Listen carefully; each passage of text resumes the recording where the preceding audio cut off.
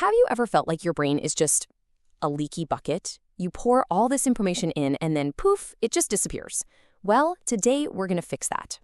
We are going on a journey to train your brain and turn your memory from something that frustrates you into one of your absolute greatest strengths. I mean, it's a question we've all asked ourselves, right? You study for hours, but it's all gone by the time you sit down for the exam. Or you meet someone new and their name just vanishes a minute later. It is so common, and let's be honest, it's pretty frustrating. But here is the really good news. This is not a personal failing. You're not just bad at remembering. The real truth is, most of us were never, ever taught how our own memory actually works. And that right there is the big idea for today. I want you to think of your memory not as some fixed talent you were born with, but as a muscle. And just like any muscle, with the right exercises and the right techniques, you can make it so much stronger.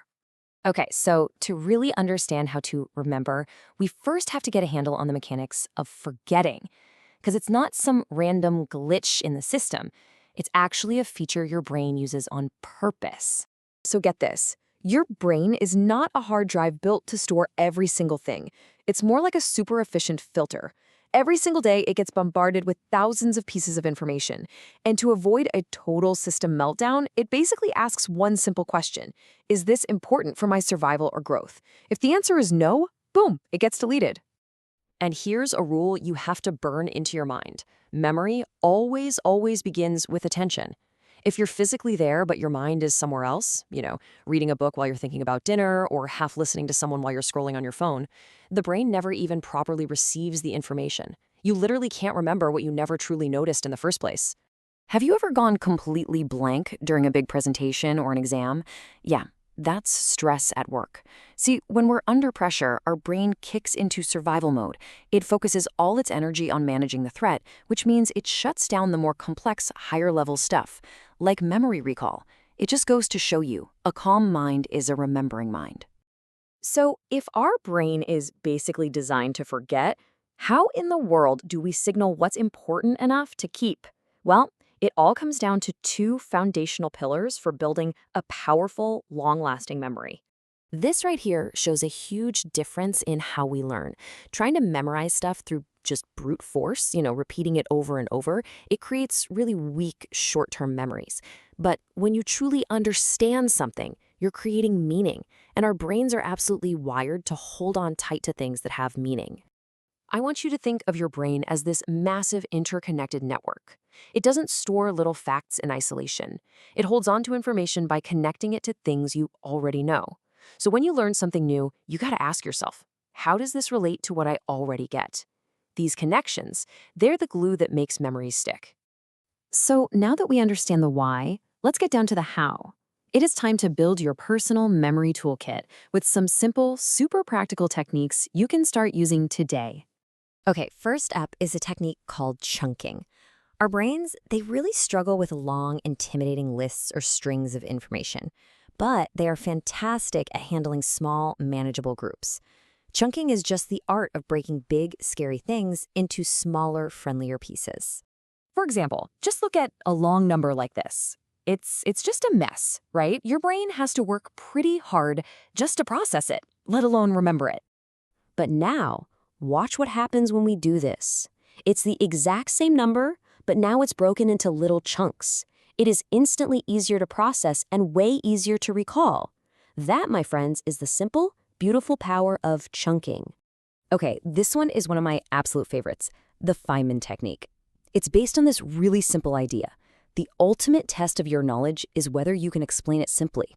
I mean, so simply a child could get it. The act of teaching forces you to truly understand, and that creates an incredibly strong memory. And the gaps you find, they aren't failures. They're a precise roadmap showing you exactly what you need to go back and learn next. All right, let's fire off a few more tools for your kit. Our brains remember images way better than abstract words, so turn ideas into vivid mental pictures. Weave boring facts into a simple story because we are all wired for narrative. Connect new ideas to memories you already have. That's that memory glue we talked about. And this is so important. Practice active recall. Don't just reread your notes. Close the book and force your brain to retrieve the information. That is the real workout for your memory muscle. Now, having the tools is one thing, but the real goal here is to build a system that makes these memories last for good. This is all about turning that temporary learning into permanent knowledge. You see, our brains naturally forget things over time. There's even a name for it, the forgetting curve. Spaced repetition is the perfect counterattack. Instead of cramming all at once, you review information at increasing intervals.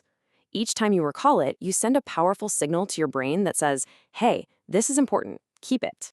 And we absolutely cannot talk about permanent memory without talking about sleep. It is not a luxury, it's a critical, non-negotiable part of the learning process. While you're sleeping, your brain is hard at work, organizing the day's information, strengthening all those neural connections, and clearing out the junk. Skimping on sleep is basically like studying all day and then hitting the delete key right before you go to bed. Okay, so let's bring all of this together, because this really isn't about learning a few cool memory tricks.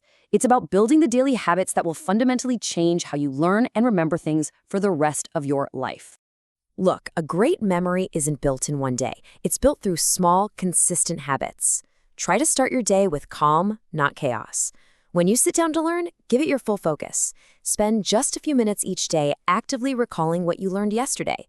Move your body, get your sleep, and most of all, actually use the knowledge you gain. These simple actions, they compound over time to build a truly remarkable memory. Let's end on this powerful idea, because it's a complete reframing of how you should see yourself.